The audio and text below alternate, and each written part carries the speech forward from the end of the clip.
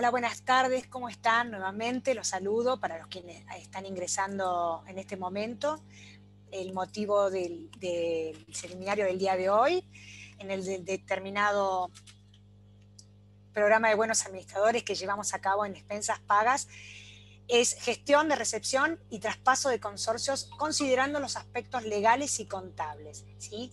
Hoy quienes nos acompañan son los profesionales, los disertantes en esta primera, la primera presentación va a ser la contadora Paulina Dubinsky, y en la segunda disertación el doctor Gerardo Rodríguez Arauco, quien es el digamos, asesor legal de la Cámara de la Provincia de Buenos Aires, como también de la Cámara de Villa Gesell, de propiedad horizontal, ¿sí? Bueno, damos comienzo y bueno, espero que puedan tomar nota y que puedan hacer consultas. Lo que sí les pido es que para aquellos que se van sumando, mantengan en silencio, digamos, muteado su equipo, como para que no haya disturbios en el ambiente y se pueda escuchar de una forma más prolija. Al final de la disertación vamos a estar recibiendo las consultas que ustedes necesiten volcar a los profesionales y, por supuesto, en la medida de lo posible, vamos a tratar de dar respuestas a todas ellas, ¿sí? ¿Sabes lo que Bueno, pasa? Me confundí. vamos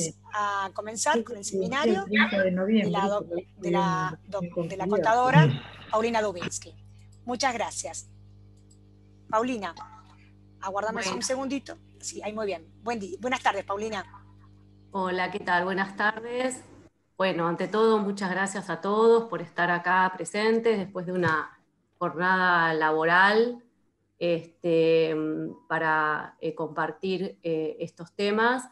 Gracias a Ignacio, presidente de la Cámara de Propiedad Horizontal de Villa Gesell, que fue el que dio el puntapié inicial para este encuentro, al doctor Rodríguez Arauco, que bueno, voy a compartir con él este momento, un privilegio para mí por su experiencia y su saber en estos temas, a Sandra y a todo el equipo de Expensas Pagas.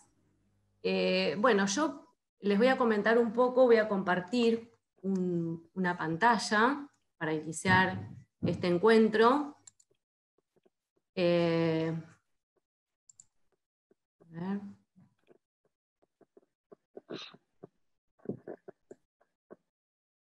A ver si se ve ahí.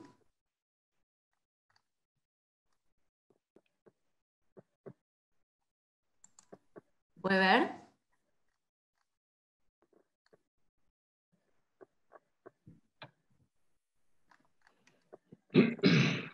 Sí, sí. No sé si llegan a verlo.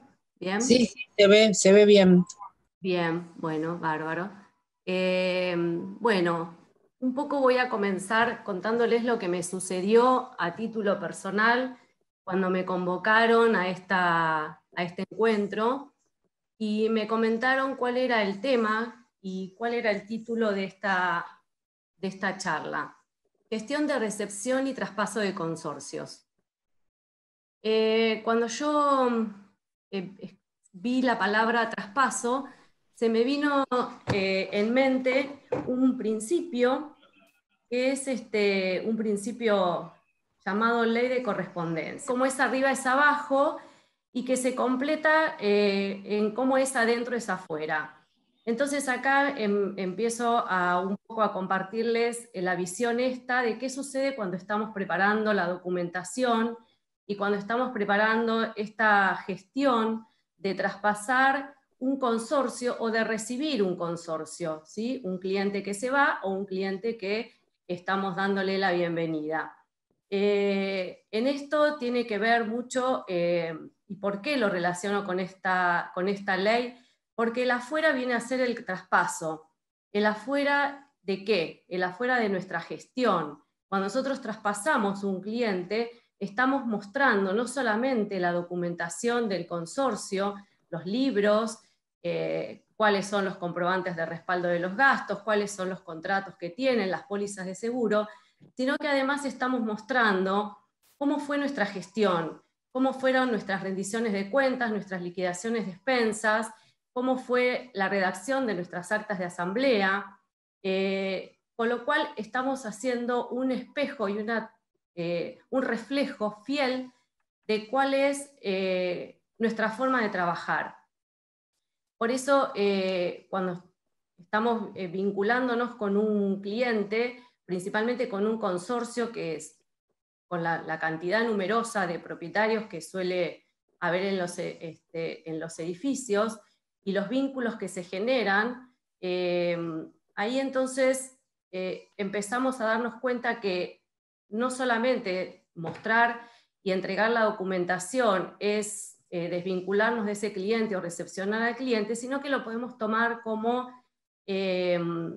publicidad, como marketing, como diagnóstico para presupuestar, porque si somos los que estamos recibiendo este consorcio, vamos a poder tener, a continuación les voy a compartir un listado, una lista de verificación de la documentación, y de la manera en la que lo vamos a recibir nos va a dar un diagnóstico de cuál es el presupuesto de honorarios que vamos a tener que pasarle al consorcio, ¿sí? Al nuevo, al que estamos tomando como nuevo cliente. Y si es un consorcio que estamos dejando porque renunciamos al cargo o que fuimos removidos, bueno, nos va a servir para poder hacer un listado de toda la documentación y de toda la gestión, y hacer también una revisión de cómo ha sido nuestra gestión, que nos va a servir para próximos clientes, y para hacer un repaso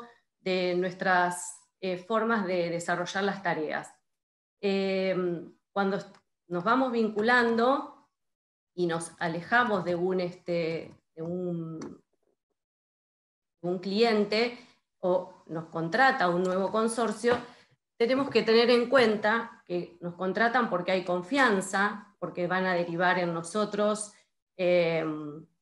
que le vamos a prestar un servicio. Cuando hablamos de confianza, hablamos de confiar, que tiene que ver con el todo, con el con, que significa todo, y fi, que es fe y lealtad. Por eso hablamos de buenas prácticas. Hablamos de un servicio en el que vamos a interactuar con estas personas. ¿Por qué hablamos de conciencia? Porque estamos haciendo un intercambio. Le vamos a dar nuestro tiempo y nos van a dar como retribución dinero por nuestros servicios, ¿sí? Entonces, un poco es concientizar que cuando hablamos de gestión de recepción y traspaso de consorcio, nos sirve, reitero, como publicidad, marketing, más allá de una publicación en una revista especializada de nuestros servicios, o en una publicación a nivel general, para el público en general. Estamos por toda la vida de ese consorcio, queda plasmado cómo fue en los libros y cómo fue toda nuestra gestión. Y por otro lado, si estamos recepcionando, nos va a servir para ver cuál es el diagnóstico y cómo vamos a presupuestar. Yendo básicamente al listado que les mencionaba, vamos a recordar que todas las normas que rigen la vida de los consorcios está contenida en el marco general, que es el Código Civil y Comercial, independientemente que hay una ley provincial, la 14.701, de registro de administradores, que está en vigencia pero no está reglamentada, y luego el doctor Rodríguez Arauco nos dirá si es aplicable y qué similitudes y qué diferencias existen con el Código Civil y Comercial. El código lo que hace, más allá de nombrar a este conjunto de propietarios como consorcio, establece que ellos están obligados a redactar a través de la escritura pública, de una escritura pública, un reglamento de propiedad horizontal que va a ser las veces de norma interna y normas particulares, ¿sí?, que los van a regir. Entonces, este reglamento va a tener que fijar la designación del administrador, cuáles son sus facultades, obligaciones especiales, la designación, la duración en su cargo, cuál es el ejercicio financiero y qué cuestiones podrá tomar a su cargo el Consejo de Propietarios. Ahí entonces entra a jugar la figura del administrador como representante legal de este consorcio. Hoy hay, a través de las normas del Código Civil y Comercial, persona jurídica. obligada por esta normativa a llevar contabilidad, ¿sí? Entonces ahí nos preguntamos, ¿qué contabilidad? Bueno, el código no especifica la manera o el cómo, sino que simplemente menciona que deben llevar contabilidad, así como que deben llevar libros, y por eso vamos a hacer en este listado un checklist o lista de verificación, cuándo vamos a recibir la documentación o cuándo la vamos a entregar. Entonces, un poco la idea es cuál es el consorcio de propietarios, cuál es el número de quit, cuál es el cierre de ejercicio, porque una de las cuestiones que se tiene que fijar en el reglamento de propiedad horizontal es el ejercicio financiero, se pondrá acá la entrega del reglamento de propiedad horizontal, las cuentas bancarias y el número de CBU. Por otro lado, hacemos un detalle de los libros que debería tener el consorcio, el registro de propietarios, el libro de actas, de administración, registro de firmas de copropietarios, y ahí podemos ver si están rubricados y si están copiados, desde cuándo y hasta qué folio o hasta qué fechas. Puede ser que algunos consorcios no tengan alguno de estos libros, como el de registro de propietarios o el registro de firma de copropietarios, o los tengan y aún no los hayan rubricado. Y de esta manera, bueno, también vamos a poder notar si este consorcio que vamos a recibir como clientes tiene estos libros completos o no, ¿sí? Después está el consejo de propietarios, si es que existe. Podría suceder que esté previsto en el reglamento de propiedad horizontal que el consorcio tenga que tener un consejo, pero por decisión unánime decidan no integrarlo. Bueno, el administrador tendrá que dejar constancia en el acta de esto. Y después otra de las cuestiones, y ahí entramos en lo más técnicamente con lo contable, tiene que ver, bueno, con, ¿existen rendiciones de cuentas anuales? ¿Desde qué ejercicio y hasta qué ejercicio nos están entregando la rendición de cuentas? ¿Están transcriptas, copiadas en el libro de administración? ¿Existen informes de auditoría por algunos periodos, por todos, que nosotros podamos, que nos estén entregando? La liquidación de expensas mensual.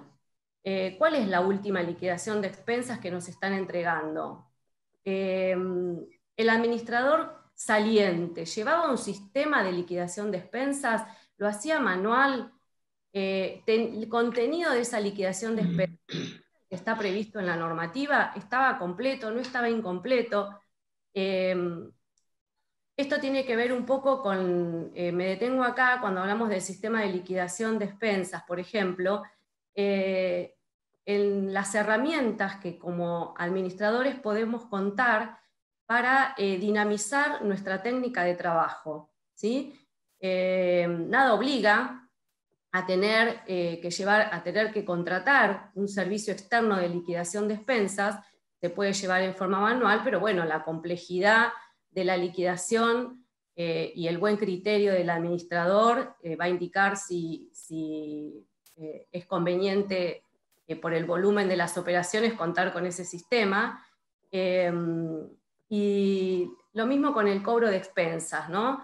Con la cobranza de expensas, bueno, hoy a raíz del tema de la pandemia se ha masificado las cobranzas a través de plataformas de cobro que dan mucha variedad en cuanto a los medios de pago. Prácticamente no existen cobranzas en efectivo, lo cual también da un margen de menor error, porque todo queda bancarizado, e incluso esto también dinamiza los tiempos del administrador en cuanto a estas tareas, que son las conciliaciones de las cuentas de los distintos propietarios, con lo cual también hace a un tiempo que se pueda dedicar a prestar realmente el servicio de asesoramiento y administrar todo lo que conlleva, ¿no?, la actividad.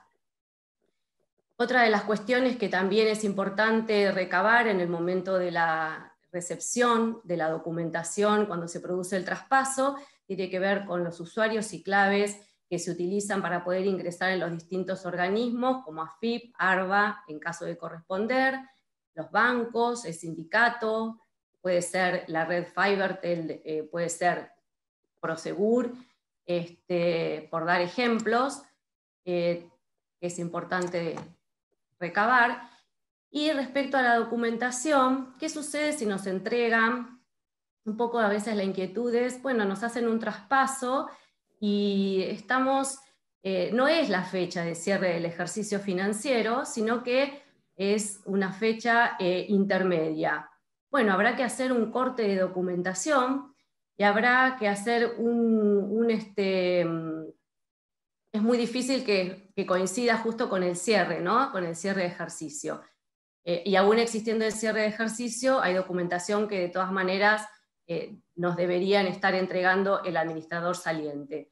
Los comprobantes respaldatorios, si los comprobantes respaldatorios están pagos o no están pagos, deberían existir diferentes carpetas donde se puedan distinguir cuáles son los que aún están pendientes de cancelar y cuáles ya están cancelados, cuáles ya están incluidos en las expensas que están liquidadas y cuáles se van a incluir en las próximas liquidaciones.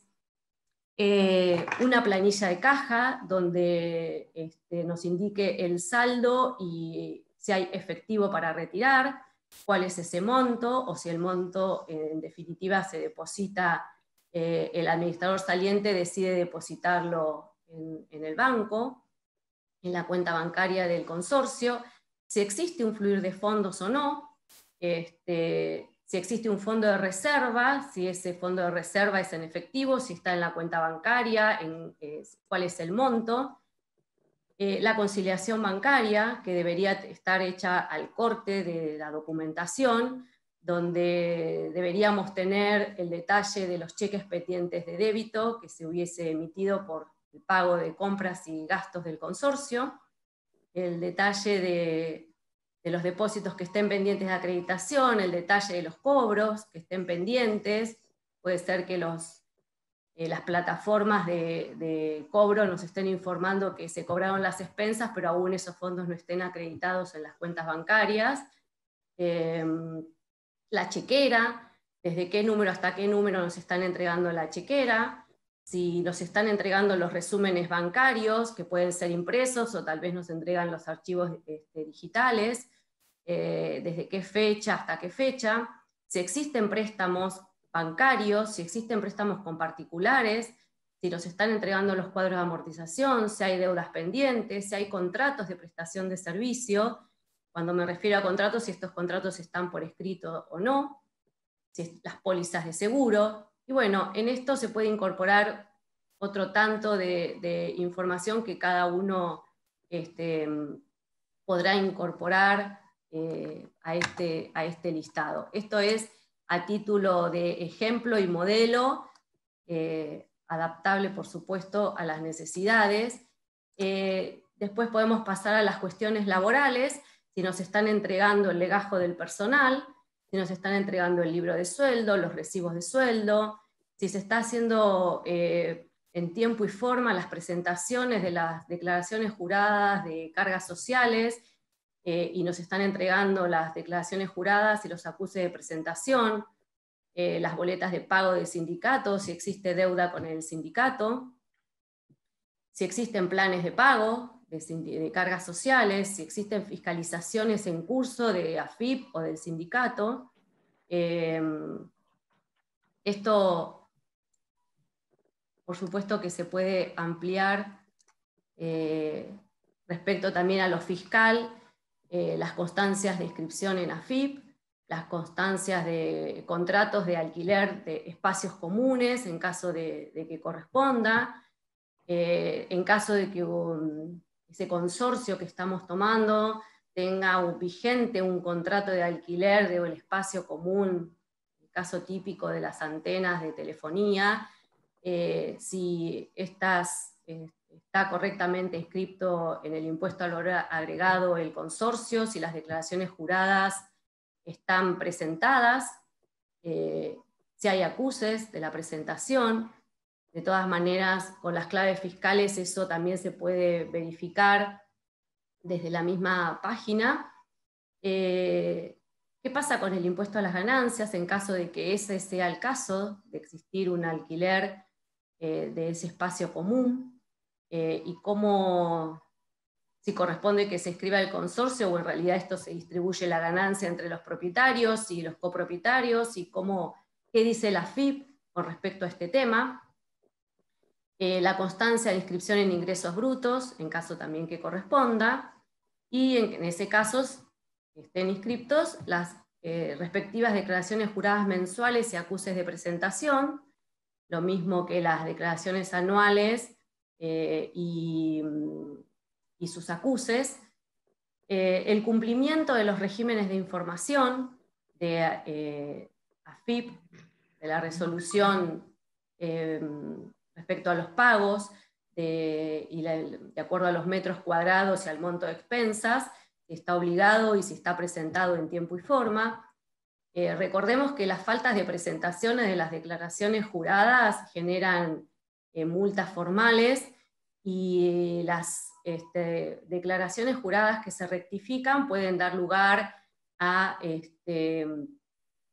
fiscalizaciones, o pueden existir fiscalizaciones sin necesidad de que haya habido declaraciones juradas que se rectifiquen, tanto de AFIP como de ARBA. Entonces saber si están en curso, si están finalizadas, cuáles son los plazos, si hay plazos vencidos.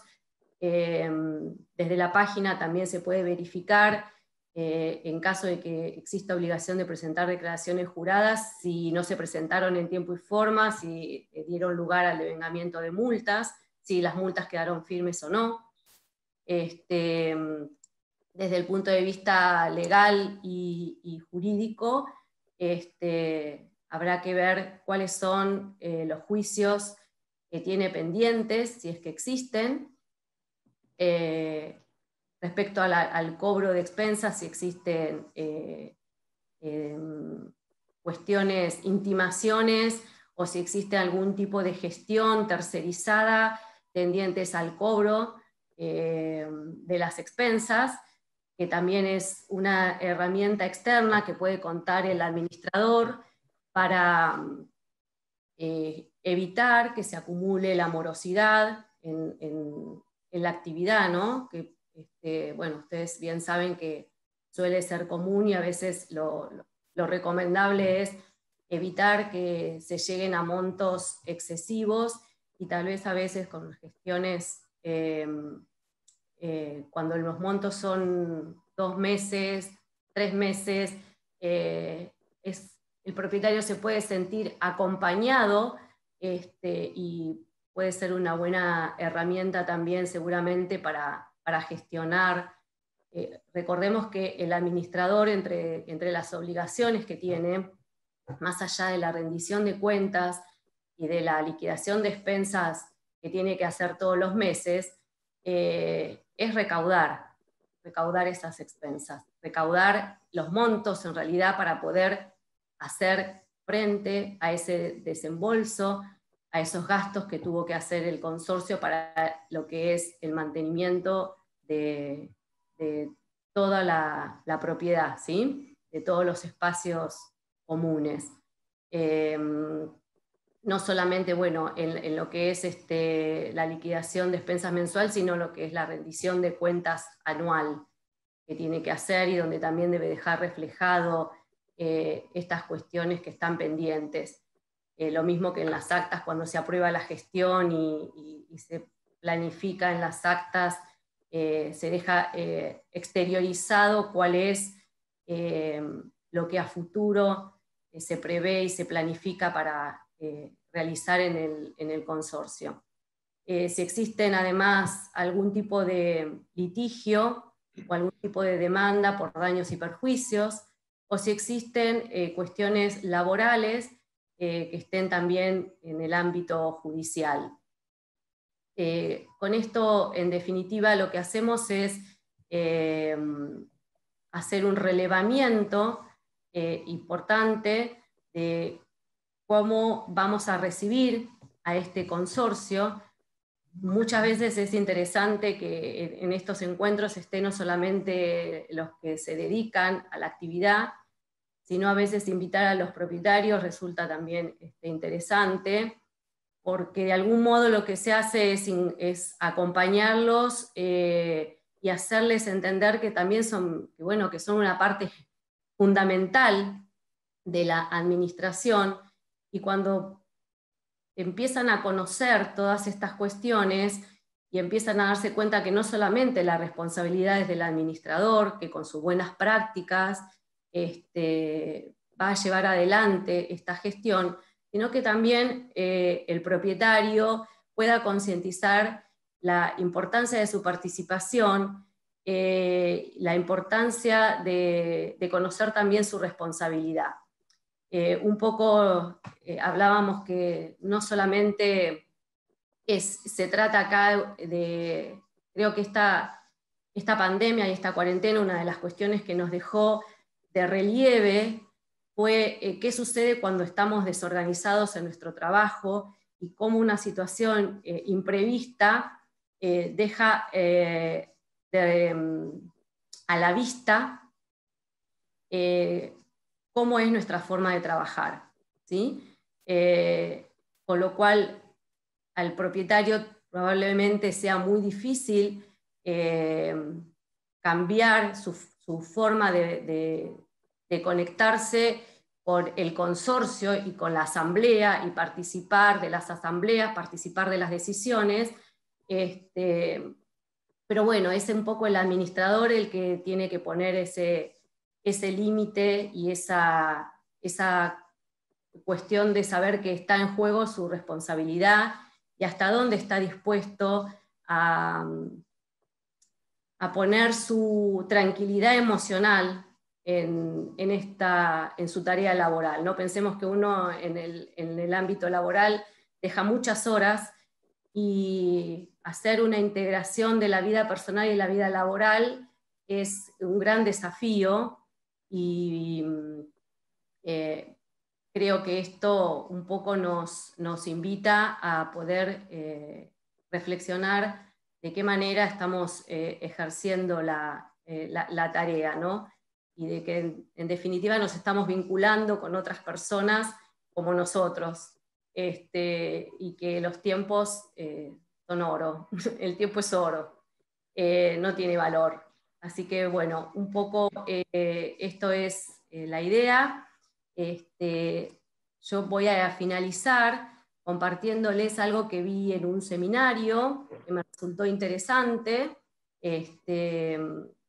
Por supuesto que de las consultas que quieran hacer un poco acá, antes de ir al final, voy a hacer un paréntesis yendo a algunas cuestiones que tienen que ver y que suele suceder con frecuencia, y es si está obligado el consorcio a tener cuenta bancaria propia, qué tipo de documentación, hoy que estamos con los comprobantes electrónicos, si es viable que se reciban facturas manuales, si los pagos que superan determinado monto se tienen que bancarizar o no. Y bueno, ahí un poco entramos en el ámbito del deber ser y de lo que se puede hacer. Como poder hacer, se puede recibir un comprobante manual. El deber ser es que en realidad no correspondería, porque si ingresamos a la página de AFIP y chequeamos la validez, probablemente nos salga que es inválido, y en ese caso tenemos que saber que si existe algún propietario que tenga ganas de entrar a mirar la documentación y hacer esos cruzamientos y esas pruebas de validez de documentación, o en el caso de una auditoría, elegir esto. Lo mismo que la bancarización, todos los pagos que superen los 1.000 pesos, aunque sea un monto irrisorio hoy en día, deben estar bancarizados. Y por supuesto siempre se aconseja que cada consorcio tenga su cuenta bancaria, aunque sabemos que muchas veces esto por diferentes cuestiones se complica. Y bueno, haciéndoselo saber a los propietarios, siempre es una buena práctica de todos los puntos débiles que pueda tener el consorcio.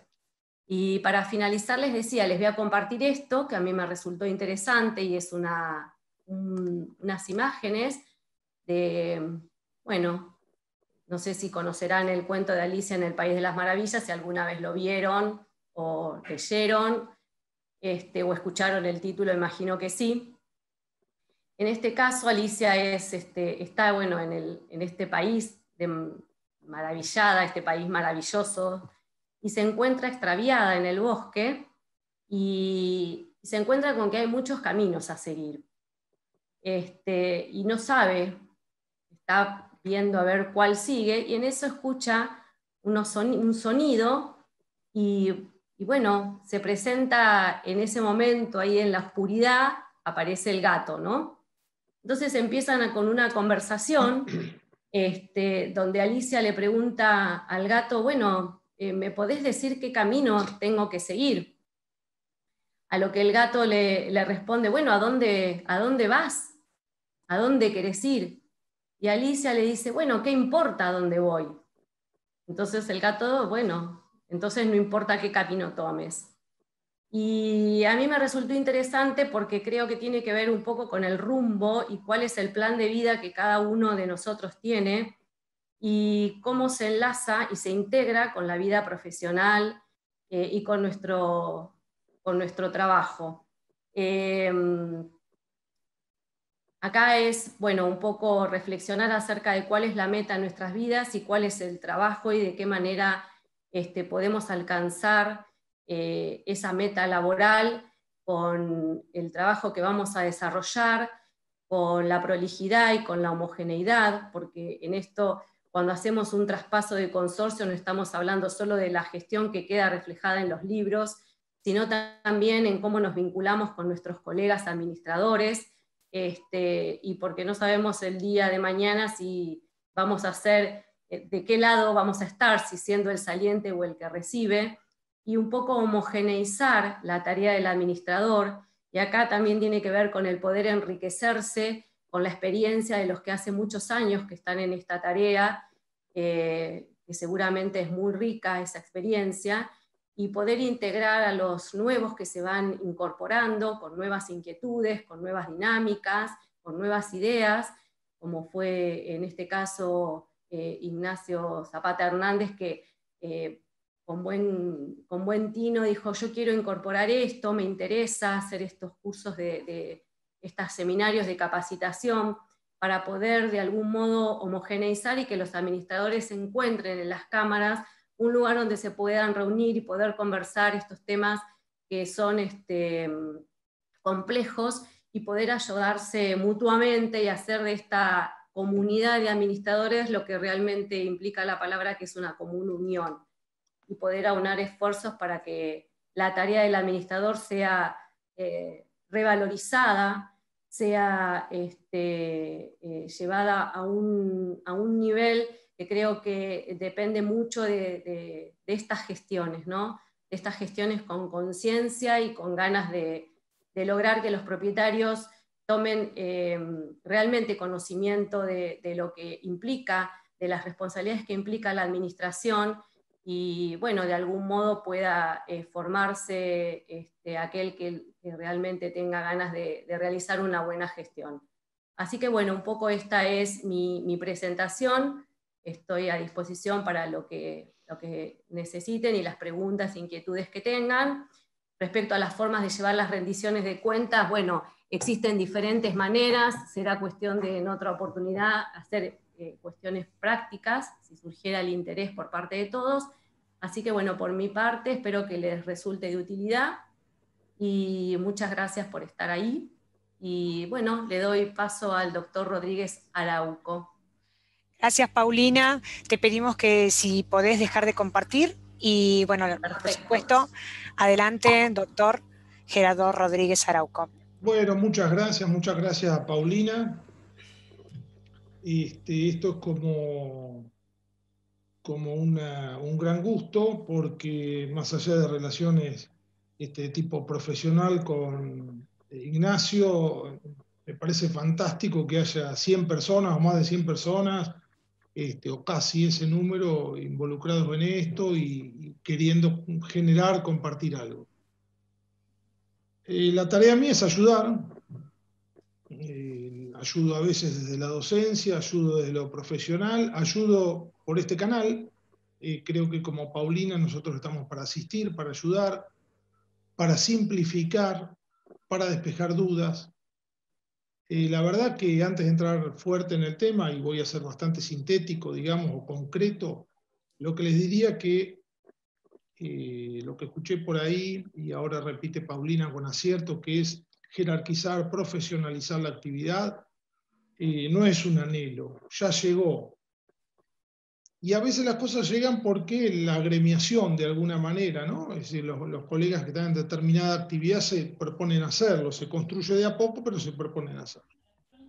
Y otras veces llega por exigencia de la gente, por la exigencia de los tiempos. Y llegó de esta segunda manera, mientras había gente que estaba entrando de a poco en la actividad de administrar, o saliendo, entendiendo que su ciclo terminó, o no adaptándose, mientras pasa todo eso, llegó la exigencia del público.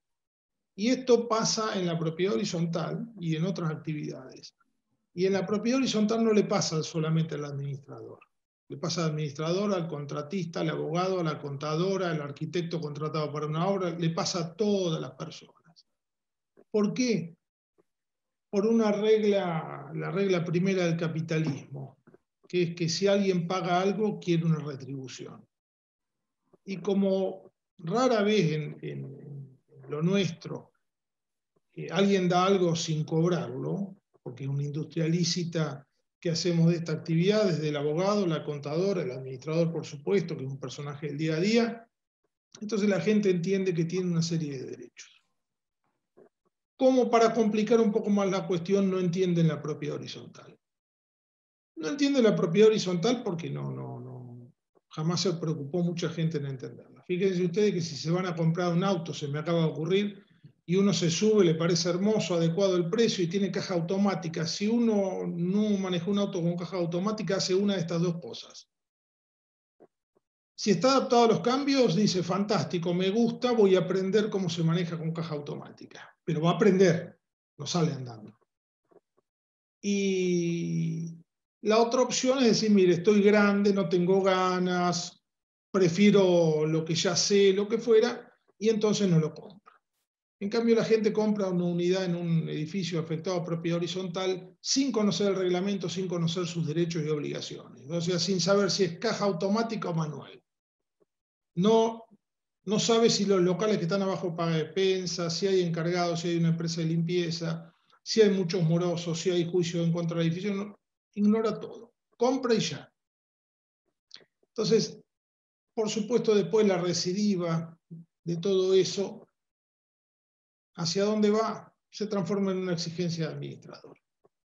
Yo le decía en una charla preparatoria hace un par de días a la contadora que en realidad lo que está pasando es que hay una interferencia cada vez más fuerte de los propietarios. Muchas veces son profesionales, otros no. O sea, conocen algo o no, son contadores o no, pero cada vez hay más interferencia de los propietarios en todo el trámite, digamos, de lo que podría ser el traspaso de una administración a otra. Donde la gente va, mira en Google, consulta a un primo o a su abogado o lo que fuere, se interioriza como puede, toma partido y arranca con una cantidad de exigencias. Entonces, en ese contexto, en esa coyuntura, desde lo jurídico es muy importante saber qué podemos hacer y qué no, y qué debemos hacer y qué no. La charla de hoy en realidad está circunscrita a un momento en particular, que es el traspaso de la administración y entonces la obligación del administrador saliente y la obligación del entrante, la responsabilidad del entrante de recibir una cantidad de instrumentos, de documentación, de libros, etcétera, que en principio son aquellos que son propiedad del administrador, perdón, del consorcio, reteniendo el administrador saliente aquellos que son de su propiedad. Pero este es un capítulo, digamos, dentro de el deber de restitución o el deber de entrega de documentación y de información que tiene un administrador, independientemente de que esté saliendo de un consorcio o no. Es decir, el consorcio y los miembros del consorcio los consorcistas tienen una serie de facultades respecto al administrador, esté de salida o no, o esté en pleno ejercicio de su mandato, respecto de lo que es la información y la exhibición o entrega de documentación. De manera que esto es solamente un capítulo de ese deber general de entregar documentación e información, que por supuesto tiene un aspecto muy interesante, que es de toda obviedad, que es decir, hasta dónde yo tengo la obligación de exhibir y entregar copias de documentación o información y cuándo violo de alguna manera el derecho del resto de los consorcistas que quizás no quieren que determinada persona, determinado convecino conozca sus datos o tenga acceso a sus teléfonos, a su correo electrónico, su casilla de correo electrónico, etc. Es decir, cuando estoy cumpliendo una obligación de tipo convencional, reglamentario y legal, y cuando estoy violando un deber de reserva o de confidencialidad. Ese es un tema muy interesante, pero no es el de hoy. ¿No es cierto? No es el de hoy porque la dinámica de hoy es ¿qué pasa cuando hay un traspaso? ¿Qué pasa cuando hay un traspaso? Repito, es un capítulo de la obligación general que podríamos llamar del deber de información, que es un deber accesorio de conducta, ahora ya plasmado en el Código del 2015, en la Ley 14.701, pero que era una obligación inmanente al mandato, aun cuando no dijera nada esta legislación porque no existía hasta 2015. Quiere decir que esta obligación, digamos, de restitución de documentación, de exhibición de documentación y de entrega de información ya existía. Era, repito, un llamado deber accesorio de conducta, provenía, digamos, del módulo de buena fe que se le exige a cada uno de los administradores como mandatario que es. En definitiva, como gestor o representante de un interés ajeno, donde el dueño del negocio, podemos discutir si es el consorcio o es cada propietario, tiene una cantidad de derechos. Ahora, hay algunas preguntas que uno se puede hacer en el minitema de hoy que son estas. ¿Qué debo entregar? ¿Por qué debo entregar? ¿Cuándo debo entregar? ¿A quién debo entregar? ¿Qué relación tiene esto con la rendición de cuentas? ¿Y qué puedo retener? ¿Cuándo? ¿Cómo? ¿Y por qué? Esta sería, digamos, una nómina de preguntas que ustedes podrían hacer. ¿Qué debo entregar? Lo dijo claramente la contadora, lo dijo Paulina, mucho más claro de lo que lo puedo decir yo. Sí es cierto que muchas veces se discuten algunos temas que deberían estar superados, digamos, respecto, por ejemplo, del tema libros. ¿Sí? Los libros son del consorcio. Si el administrador tiene otros libros, por supuesto los va a conservar. Pero los libros son del consorcio, me refiero a los libros que prevé el Código Civil y Comercial de la Nación, el libro de actas, el libro de administración, el libro de registro de firmas y el libro de registro de propietarios. ¿Sí? Habla de 4. Y ojo, que dice, sin perjuicio de los demás que requieran las leyes locales. ¿Por qué?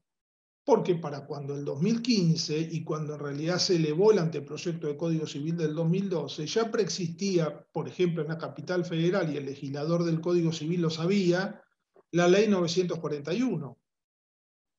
Y las leyes que modificaron esta legislación. Después habló de legislación local de la Ciudad Autónoma de Buenos Aires, que reglamentó la actividad del administrador en la esfera de la ciudad capital. O sea que el legislador del Código conocía la existencia de regulaciones locales.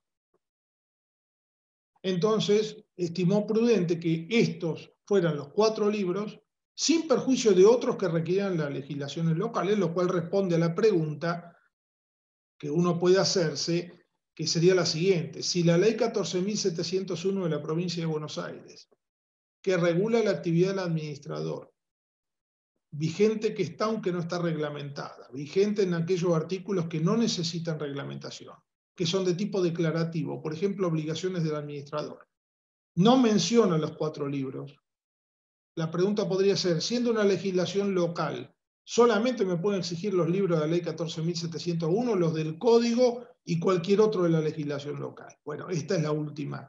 Esta última es la respuesta correcta. ¿Sí? Es decir, la legislación de fondo está hablando de 4 libros. Esos libros, como bien decía la contadora, están rubricados. A la pregunta normal de si se rubrica en el registro público de comercio o notarialmente, la rúbrica aconsejable es la rúbrica notarial, ¿sí? Primero porque hay un registro de rúbricas en el registro de la propiedad inmueble de la provincia de Buenos Aires, donde van a quedar volcadas las rúbricas y va a dejar constancia de la preexistencia del libro. Y además porque el Registro Público de Comercio nació para rubricar libros de comercio, y no todos los libros que menciona el Código Civil y Comercial son de comercio. Si hay alguien acá que estudió perito mercantil, de la época mía o más grande, así medio antiguo, recordará que el libro de administración no es otra cosa que el libro diario de caja, de última, que es un libro del comerciante. Pero digamos, la rúbrica debería ser una rúbrica notarial. ¿Por qué debo entregar? Bueno, en este caso puntual, digo, este es un capítulo del deber general de información y entrega de documentación. En este caso que nos convoca al Zoom de hoy, yo tengo que entregar porque se cena el mandato. Fíjense qué interesante, que tanto en la ley provincial como en el Código Civil y Comercial, no es relevante por qué se cena el mandato. Es decir, por renuncia, por remoción. Eso es lo que dice el Código Civil y Comercial de la Nación. Podría agregar por muerte, por incapacidad, por quiebra. ¿Por qué agregó estos últimos supuestos? Porque el mandato, porque en última instancia la relación funcional entre el consorcio y su representante legal, según el artículo 2067 del Código Civil y Comercial, que es un administrador, la relación funcional, la relación convencional, digamos, entre las partes, más allá de su carácter de órgano de una persona jurídica, no deja de ser un mandato.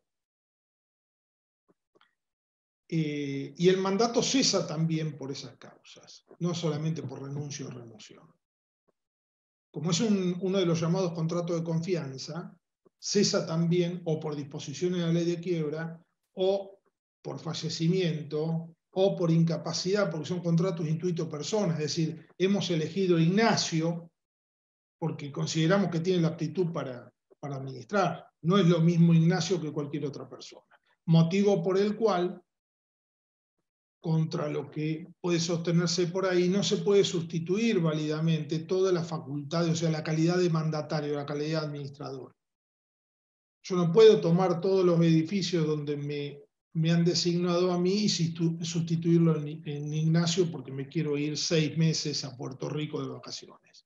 Es decir, hay una relación de confianza que califica este contrato como un contrato que tiene en cuenta las calidades especiales del mandatario, motivo por el cual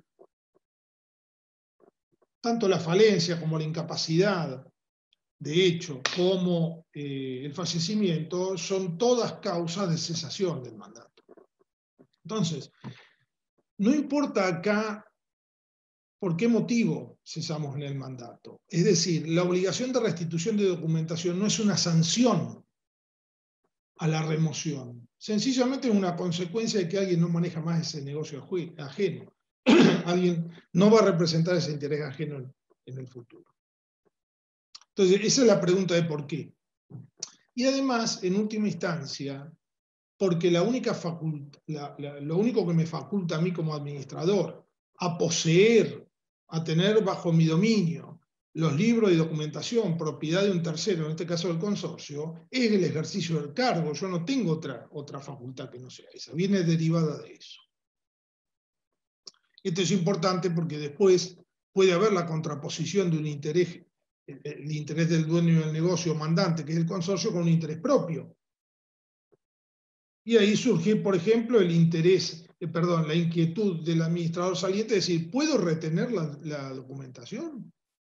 No ya teniéndola como mandatario, sino que la tengo en propio derecho, ejerzo lo que se llama el derecho de retención sobre las cosas entregadas. Ahora lo vamos a ver si tenemos un minuto. ¿Cuándo tengo que entregar? Acá hay una colisión entre la norma local y la nacional. La ley dice que, el Código Civil y Comercial de la Nación dice que desde el momento de la cesación son 15 días hábiles para hacer la restitución de la documentación, puntualmente de los libros. La ley provincial habla de 5 días hábiles, también contados de la cesación del mandato, digamos. Acá hay una incongruencia. ¿Por qué hay una incongruencia? el legislador de la provincia de Buenos Aires, en definitiva, tiene la facultad de, entiendo yo, de abreviar los plazos. Esos plazos no son fatales los del Código Civil y Comercial de la Nación. Prueba de lo cual, no hay una cuestión de orden público que esté involucrada acá. Es decir, no hay la protección en esa norma que dispone los 15 días hábiles, no hay la protección de un interés de la sociedad. Lo único que está en juego es el interés particular del consorcio del administrador saliente. No hay acá, repito, la protección de un interés general que torne a la disposición, a la norma, a la ley, en este caso, como de orden público, inderogable por la voluntad de las particulares. No es así. Es perfectamente modificable por una ley específica de orden local, pero además, sobre todo, las dos leyes son modificables por la voluntad particular de quienes adhirieron al reglamento de propiedad. Es decir, si el consorcio tiene un reglamento que dice que son 30 días el plazo, serán 30 días el plazo. Porque esa declaración de voluntad originaria para los que compraron de entrada y suscribieron el reglamento, o por adhesión por aquellos que se fueron incorporando luego al comprar de los compradores, de los adquirentes originales, como sea, va a ser una voluntad que va a ser superior, digamos, a la norma supletoria, en este caso de la ley, sea la ley local o nacional. ¿A quién le tengo que entregar? Bueno, evidentemente el Código Civil y Comercial trata de solucionar el tema diciendo que hay que entregarle al Consejo de Propietarios. Y después, yo entiendo por qué, cuando voy al resto del articulado y me encuentro que en un muy breve artículo que habla de la facultad del Consejo de Propietarios, me está diciendo que ellos pueden sustituir a la administración en caso de renuncia, incapacidad, muerte, etcétera, pero que dentro de los 30 días tienen que convocar una asamblea. Es decir, que este órgano consultivo, no necesario,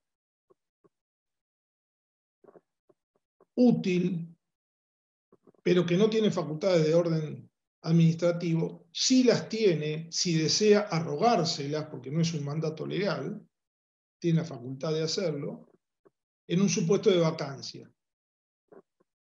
Entonces, en ese contexto, en esa coyuntura, yo me explico por qué el Código Civil y Comercial de la Nación dice que yo le tengo que entregar al Consejo de Propietarios. Pero en realidad, por regla o por habitualidad, digamos, a la salida de un administrador va a venir otro. ¿Por qué? Primero porque la ley pretende que no exista la vacancia. Si el administrador es el órgano de ejecución, no puede haber una persona jurídica sin un órgano ejecutivo. Es decir, una sociedad anónima sin presidente del directorio, una SRL sin socio gerente, y así sucesivamente, es una persona jurídica a la deriva. Es decir, no puede ejecutar las decisiones aún cuando hubiera un órgano, la asamblea en este caso, que pudiera resolver cuestiones y brindar instrucciones. La asamblea no tiene un carácter ejecutivo en su función. Bueno, por todo, el administrador se lo entrega al administrador entrante. Porque según el artículo 2067, este y no el Consejo de Propietarios es el representante legal de la persona jurídica que llamamos consorcio. ¿Se comprendió? El saliente le entrega al entrante. Ahora, si no hay entrante, el administrador saliente tiene una ventaja, que es que le puede entregar al Consejo de Propietarios. ¿El Consejo de Propietarios puede rechazar esto? Sí, por supuesto que lo puede rechazar. Porque si decide no suplir al administrador en la vacancia, por supuesto no está obligado a recibir nada. ¿Me entienden? Esta es mi interpretación para ser coherente con las funciones del Consejo. ¿Qué camino le quedan al administrador? Al saliente. La consignación extrajudicial, o sea, la consignación notarial, que ahora está reglamentada en el Código Civil y Comercial de la Nación, aunque de una manera un poquito deficiente, pero como paso previo a la judicialización del tema. Porque en última instancia, y esto en la costa me lo han consultado en algunas oportunidades, en San Bernardo, en Gesell, En Pinamar no. Suele suceder que renuncia el administrador cansado de presiones, de agresiones, de financiamiento, falta de cumplimiento, desapego a cualquier regla normal de convivencia. Bueno, intima al consorcio que designe el administrador, no, inclusive hasta convoca una asamblea para que así lo hagan, no lo hacen, no se reúnen, no designan a nadie, no hay consejo de propietarios o deciden no aceptar esto y no queda otra cosa que la consignación de los libros. Ustedes tengan presente, para responder el cuándo, que nos queda un tema, que estos plazos legales o reglamentarios, ya lo aclaramos, son plazos que corren automáticamente desde la terminación del mandato. ¿Se entiende? Y son plazos de la llamada mora automática o sin necesidad de interpelación. Quiere decir que el administrador saliente puede ser considerado en mora en forma automática por el solo vencimiento del plazo legal o reglamentario. Motivo por el cual la diligencia que tiene que poner cuando cesa el mandato es ubicar al administrador entrante, ubicar al Consejo de Propietarios en su defecto y, caso contrario, poner en mora él al consorcio, en la llamada mora del acreedor, ¿no? Porque en definitiva el consorcio es el acreedor de la obligación que tiene el administrador de restituir documentación. Entonces hay que ponerlo en mora al consorcio en cuanto a la recepción de los libros. Si pasa un tiempo prudencial y yo no tengo solución, no tengo por qué estar expuesto a una acción, sobre todo porque la retención, si se entiende que ejerciera una retención indebida, puede constituir la comisión de un delito penal. Entonces yo lo que tengo que hacer es no quedarme en una carta de documento, sino consignar notarialmente y hasta podría consignar judicialmente los libros. Por supuesto, no los quiero agotar y quiero tocar dos temas más y quedamos a la espera de consultas, etc. Esto tiene mucho que ver con la rendición de cuentas. El tema nos excede, pero la verdad es que cuando uno mira ahora el Código Civil y Comercial, por primera vez regula la obligación de rendir cuentas. Y la regula de una manera que dice que una vez que las cuentas están aprobadas, yo tengo que entregar la documentación, o sea, la documentación que me entregaron en ocasión del mandato. Y ahí hay que discriminar dos cosas. A propósito de este tema, huevo-gallina. Si la rendición de cuentas es necesariamente documentada, es decir, las partidas tienen que estar respaldadas, como bien decía la contadora hace unos minutos, está claro que cuando rindo cuentas, cumplo una obligación y además cumplo con otra que es la de entregar la documentación y los libros que resulten respaldatorios de esos movimientos. Porque la rendición de cuentas es una explicación detallada, respaldada y documentada del negocio o de los negocios que se hayan celebrado, supongamos cobros y pagos. Entonces, ese es el momento de entregar la documentación a la que nos venimos refiriendo. Ahora, es cierto que por regla general, el resto de los efectos que yo tengo, digamos, en mi poder, los entrego cuando se aprueba la rendición de cuentas. Esto hay que tener mucho cuidado porque el límite entre el cumplimiento de la obligación de rendir cuentas y su contracara, que es la retención de documentación, repito, es la comisión del delito de defraudación por retención indebida, ¿sí? Que es el primo hermano de la estafa. Es decir, bajo la forma de defraudación en el Código Penal, una de ellas es la retención indebida de bienes. O sea, quien tiene una obligación legal o convencional, contractual de restituir algo e ilegítima o arbitrariamente lo retiene. ¿Qué quiere decir esto? Que el tema termina definiéndose con una pregunta. ¿El administrador tiene derecho a ejercer la retención de los libros y documentación hasta ser pagado de lo que se le debe en función del mismo mandato? Esta es la pregunta. El Código Civil en la regulación de las obligaciones del administrador y los derechos no consagra ese derecho.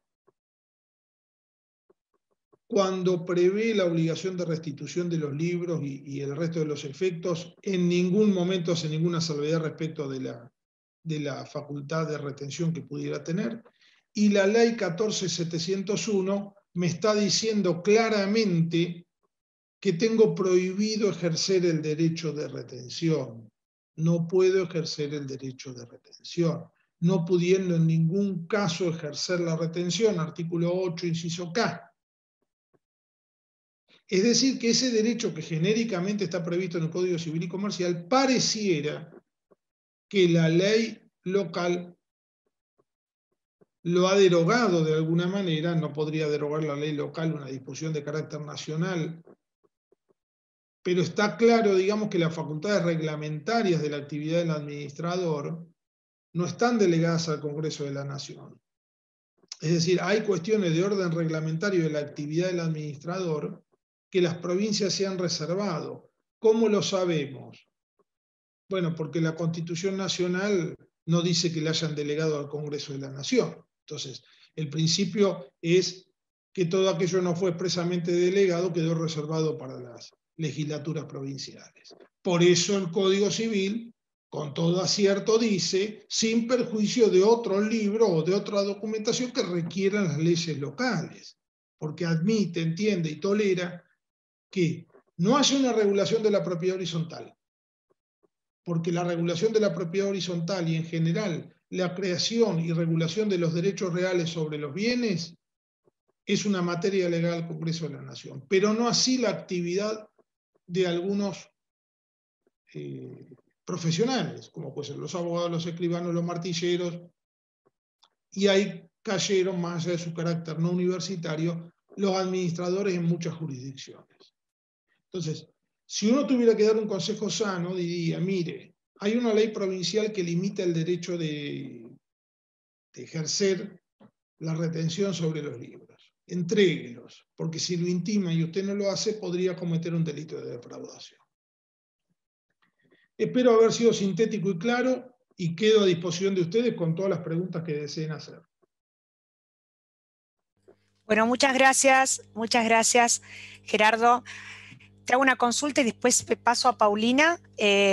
Aquí me consultan si es, digamos, como buena práctica, es requisito hacer, cada vez que uno toma un consorcio, hacer una auditoría legal, ¿sí? Y también contable. Si está dentro del marco de lo que es, digamos, Mira, requisito.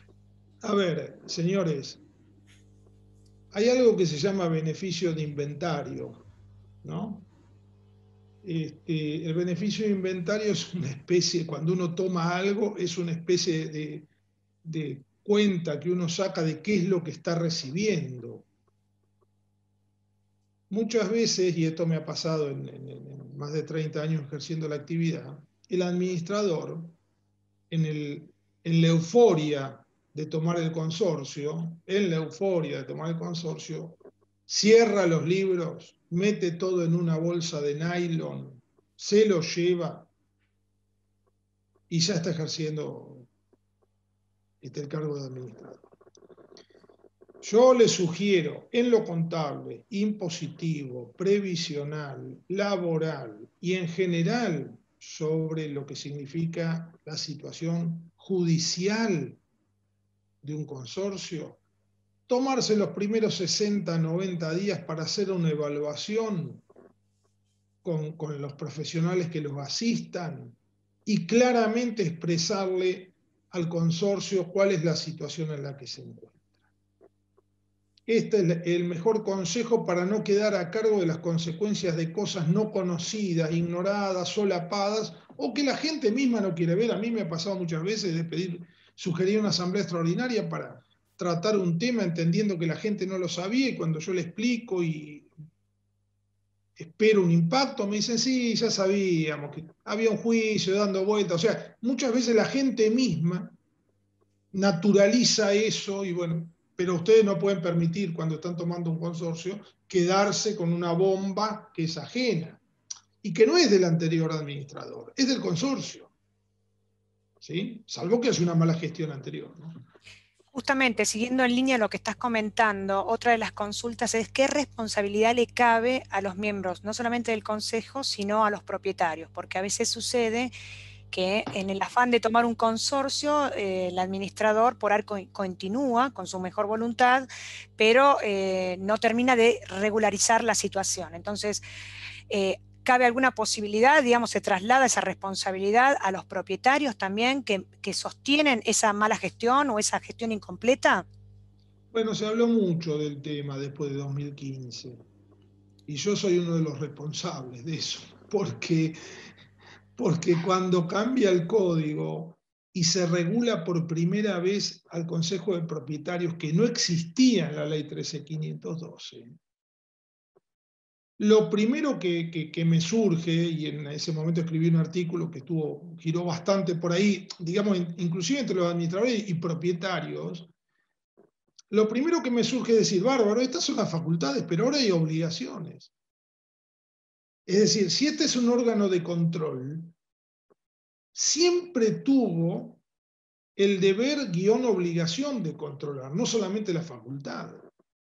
Cuando la ley establece una facultad en interés ajeno, es decir, cuando Paulina, Sandra y yo, en interés ajeno de nuestros convecinos, integramos un consejo de propietarios para ejercer una misión de control, estamos representando un interés ajeno en un aspecto que es la fiscalización. Entonces, no nos vamos a poner a plantear que esta gente tiene la misma responsabilidad que quien fiscaliza en una sociedad comercial y es una persona profesional y que está contratada para eso interna o externamente. Pero la verdad es que la mayoría de los problemas que se originan en las gestiones de administrador son groseros. No se necesita ser perito cuando uno está en el consejo de administración o de propietarios para asumir una responsabilidad por omisión, sencillamente por no haberse interesado. Entonces, este es un tema, es un capítulo que ha llevado, por ejemplo, que en Mar del Plata y en muchas otras ciudades grandes, prácticamente en la capital federal también, prácticamente haya una negativa de la gente a conformar consejos de propietarios. Y hemos recurrido a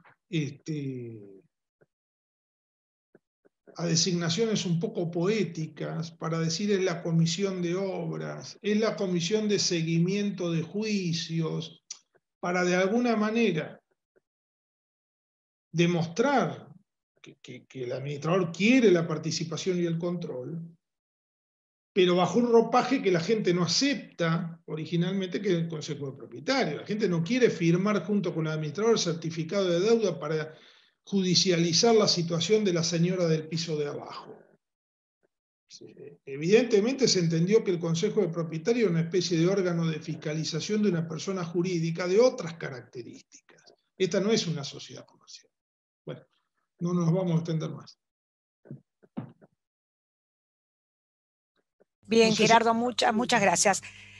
Sí, le vamos a dar paso a Paulina también para volcar digamos, las consultas. Acá me están consultando, digamos, si puede ser una forma de, digamos, de pagar al consorcio, aún así se puede tomar el efectivo como un gasto, ¿sí? Digamos, si tiene validez.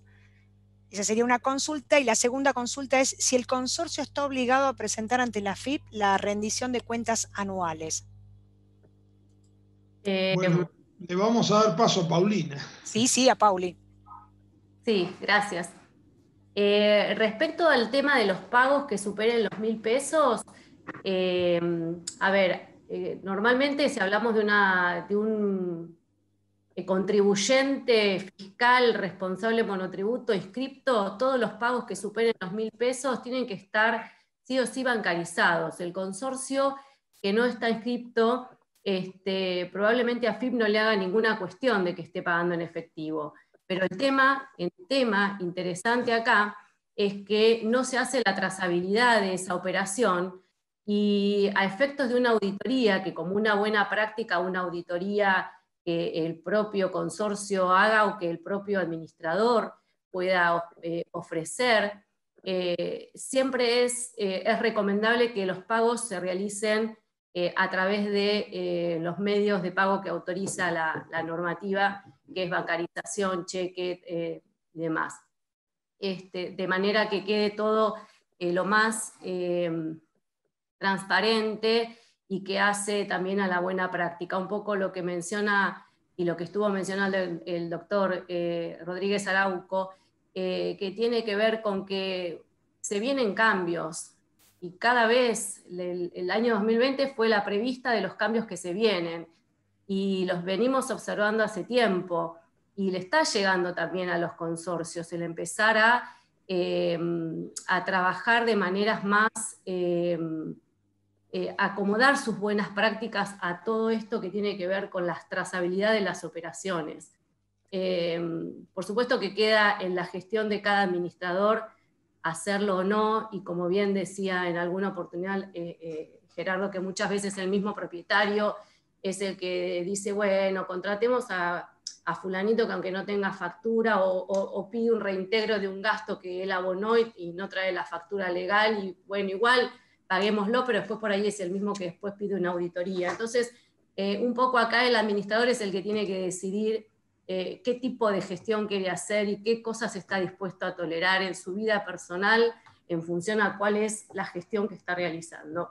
Respecto a la segunda consulta, ¿cuál era? ¿Me repetís, Sandra, por favor? Sí, sí.